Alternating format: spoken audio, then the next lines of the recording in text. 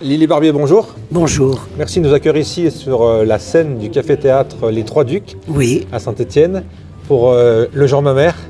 Jean Mamère, oui. Aujourd'hui, c'est le Jean Mamère 4. C'est ce que j'allais vous dire. On entend de la musique corse d'ailleurs, puisque ça s'appelle Ça se corse.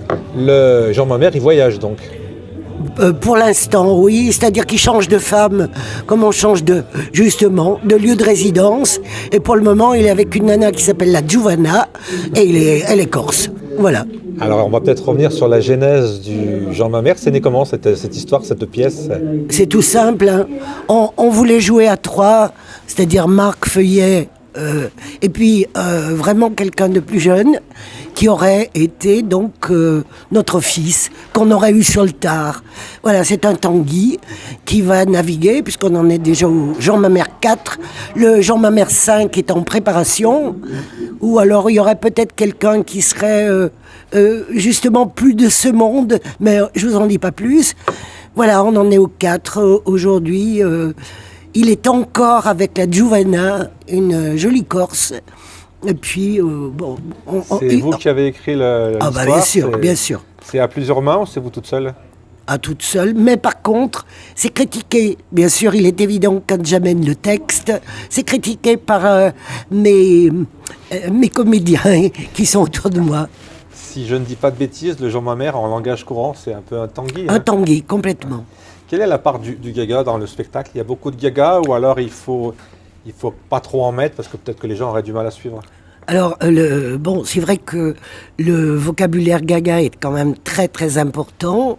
Il y a beaucoup de gaga, mais je pense que quand même, comme il y a des situations très précises, on comprend très facilement.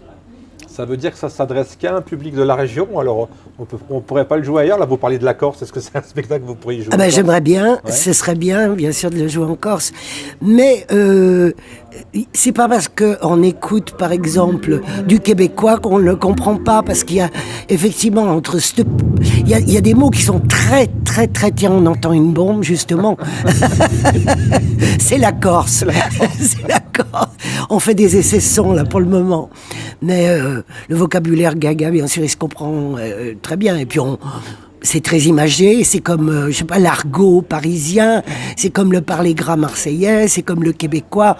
Quand on a une situation, on comprend très bien. Pour revenir au gaga, c'est venu comment cette passion même pour le gaga? Vous êtes tombé dedans? C'est la potion magique un peu comme dans Astérix? Un peu, oui, bien sûr. Quand on est né dedans, on est comme, je sais pas, Astérix, Obélix, on n'en sort plus, quoi. C'est vrai qu'il y avait beaucoup de personnes qui parlaient gaga quand j'étais petite. C'est évident.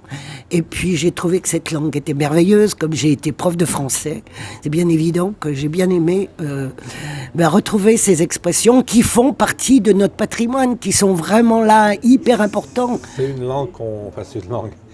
Un parler. C'est un parler qui a un petit peu disparu et qui revient un peu avec les réseaux. Comment vous le vivez? Je ne sais pas. Moi j'ai l'impression que je l'ai beaucoup entendu quand j'étais petit. On n'en a plus du tout entendu parler à une époque. Et là ça revient un peu en force, je dirais. On est dans le gaga partout. Je pense que c'est parce que les gens ont besoin de racines. C'est évident, on a tous besoin de nos racines. Et ici, on parle de la mine, on parle du gaga, parce que c'est vraiment très profond, ancré chez nous. Ces Stéphanois qui sont, comme on dit, très amiteux, qui ont véritablement le cœur au bord. Mais tout ça... Toute cette amitié et tout ce savoir-faire stéphanois, ça vient de loin, quoi. On peut pas partir sans... On peut pas être là et pas parler de la mine. D'ailleurs, on vient de la Sainte-Barbe, il y a tellement de monde, c'est tellement nos racines, comme le parler gaga et comme tout ce qui est ici. Alors, on a parlé de gaga, on a parlé d'Lily Barbier qui était prof de français. Comment Lily Barbier, elle est venue à la comédie, elle est venue à monter sur scène? Oh, ça c'est... Depuis, je crois que c'est inné, quand j'étais à l'école primaire, je sais pas si on m'entend, mais quand j'étais à l'école primaire, j'adorais les récitations. Et un jour, il y a une institutrice qui m'a dit « Oh, toi, tu finiras sur les planches ». Alors, j'ai enseigné, puis je me suis, comme beaucoup d'enseignants d'ailleurs, je suis revenu à véritablement ce que j'avais chevillé au plus profond de mon être, c'est-à-dire d'être sur scène et de partager justement le bonheur. Voilà, et faire vivre les mots, bien sûr. On a aussi une troisième personne, c'est la personne qui écrit des livres. Ah oui, c'est ma casquette On a un écrivaine. devant vous, là. Oui, j'en ai un devant moi. C'est le Je ne sais dernier pas où est la caméra, la caméra. mais le voilà, c'est le troisième polar, et celui-là, il est entièrement en gaga. Il va être à l'Office du tourisme à Saint-Étienne, dans vos plus belles librairies, on dira, certainement la librairie de Paris. Oui, on retrouve la brigade Torchebune, qui est une brigade stéphanoise et qui va dénouer, alors dans ce troisième livre, un crime qui est commis sur une stéphanoise qui était en vadrouille dans les châteaux de la Loire. Voilà, j'en dis pas plus. Donc c'est à lire et à retrouver dans toutes les bonnes librairies de la région, Voilà, toutes les gaga librairies. exactement. Quand on repart en arrière dans l'histoire de votre histoire et de votre vécu, quelle est la première expression dont vous vous souvenez qui était gaga? Je pense que c'est sptaffiné. J'ai beaucoup aimé ce petaffiné. Ou alors débarrouler les escaliers. Je trouve chez que... nous qu'on dit ça? Je sais pas. Débarrouler. Non, parce que le gaga est quand même issu du franco-provençal. On n'est pas les seuls à avoir bien sûr mis au goût du jour notre franco-provençal. Mais ce petaffiné et Si vous pouvez donner débarrouler. l'explication en même temps, parce que la première, là, je ne l'ai pas, moi je la tiens pas. Petaffiné, c'est tombé. Se tomber, on dit Ah, se d'ailleurs à tomber. Saint-Denis, se tomber. Se tromper. Et débarrouler, ça veut Débarrouler, dire il y a J'ai pas mal débarroulé quand j'étais petit. Il y a des mots qui sont merveilleux en gaga, justement. On disait l'autre jour, parce qu'il y en a, on dit, mais c'est pas un mot gaga. Ben si, affortir, par exemple, c'est le dire très fort. Oui, et ben c'est un mot avec gaga, puissance. avec puissance. Et c'est très fort, hein, comme mot. Moi j'ai Donc, beaucoup aimé l'expression passer sous le tram aussi. Ça, si vous allez vous quitter Saint-Étienne, plus personne ne comprend. Là, il faut déjà- les gens cherchent l'accident. il faut déjà un tram. Hein. Il n'y en a pas beaucoup Il y en a une qui revient souvent, c'est se mettre en caisse. Ah ben oui, bien sûr. Ça, alors là, Et on découvre, alors bien sûr, on utilise, c'est comme la langue française, on ne doit pas utiliser beaucoup de mots, mais on découvre finalement qu'il y a énormément de mots en gaga qu'on n'utilise jamais. oui, bien sûr. Ah oui, oui, oui, bien sûr. C'est pour ça qu'on essaye d'en mettre quelques-uns dans nos spectacles, parce que les gens vont en sortir en disant « j'ai pas tout compris ». C'est très bien. Justement, ils vont aller dans un dictionnaire et ils vont chercher ce que veut dire un mot, des carabichons par exemple, ou des choses comme ça, qui sont un peu plus pointues et qui font vraiment partie de notre patrimoine. Ils vont se mettre à pincher. À bâcher, bien sûr. Et tirer peine. Quand vous écrivez, vous pensez à quoi? À votre histoire, à des histoires qu'on vous a racontées, à des souvenirs? Comment on fait quand on est devant la page blanche avec son stylo? Quoique maintenant, on est peut-être plutôt devant un ordinateur, mais quand vous écrivez? Oui, on peut être devant les deux d'ailleurs. On commence par être devant une page blanche et puis après on traduit devant l'ordinateur. Ça vient, je veux pas dire que ça vient tout seul, ça serait prétentieux. Mais on part sur une idée et puis quand elle vient, elle vient. Quand elle vient pas, elle vient pas. C'est le syndrome de la page blanche. Et si on reste dans le genre de ma mère, il va y avoir un 5, un 6, ou alors vous allez tourner la page? Ouais, oui. Mais alors le 5 est en train d'être, bien sûr, d'être commencé. Et bon, est-ce que ce sera le dernier? On verra, parce qu'on prend de l'âge. Hein. Ouais, bah oui, tous. Et en plus, on est filmé, mais non, vous vous rendez compte? Oui, mais on prend de l'âge et puis bon, peut-être qu'un jour, mais bon, pourquoi pas.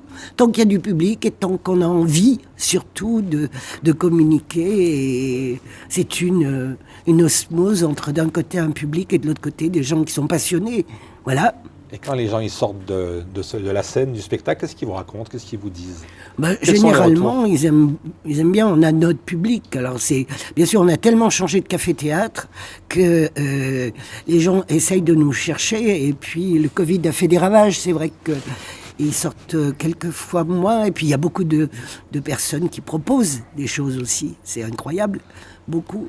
Donc voilà, on continue. On continue. Vous avez dit on a beaucoup changé de café-théâtre. Comment ça se passe pour aller vendre son spectacle? Comment on va démarcher? On se connaît tous ici Ouais, à Saint-Étienne quand même. Oui, On se connaît C'est beaucoup. vrai qu'on connaît beaucoup de gens. Ouais. On connaît beaucoup de gens, donc il est bien évident qu'on frappe aux portes aussi. Et puis, Est-ce qu'on vient vous chercher par exemple, parce qu'on vous dit j'aimerais bien que vous veniez jouer le genre de ma mère dans ma salle? Ah oui, bien sûr. Peut-être pas à Saint-Étienne, mais on tourne également en Il y a pas très Haute-Loire. longtemps à Firminy, il me semble. En Haute-Loire, à Firminy, Haute-Loire aussi. bien sûr, on tourne dans la région, hein, c'est évident. Oui. Les prochaines dates, c'est quoi? C'est toujours Les Trois-Ducs. prochaines dates, il va y en avoir au Trois-Ducs en janvier, février, mars, avril. On va reprendre certainement Jean-Ma-Mère 1, 2, 3, 4. Peut-être les Gambelles. Elles nous font emmener ces Gambelles. Et puis on va jouer à Firminy également, je crois, le 4 en septembre, si j'ai bien compris. Et puis voilà, et puis peut-être le 5 à la rentrée, on verra. Enfin pour le moment, voilà. J'ai pas de date très précise. Hein. Pas de C'est date très... précise. Un mot Gaga pour conclure. Ben, sans adieu, ménagez-vous un de ces moments. C'est mon Et joyeux Noël quand même, c'est ça qui est bien, Lily même si ça passe après. Lily Barbier, merci beaucoup. On a fait le tour, on n'a rien oublié. Oh, on se reverra. On va s'installer et puis on vous regarde jouer. Ben, avec plaisir.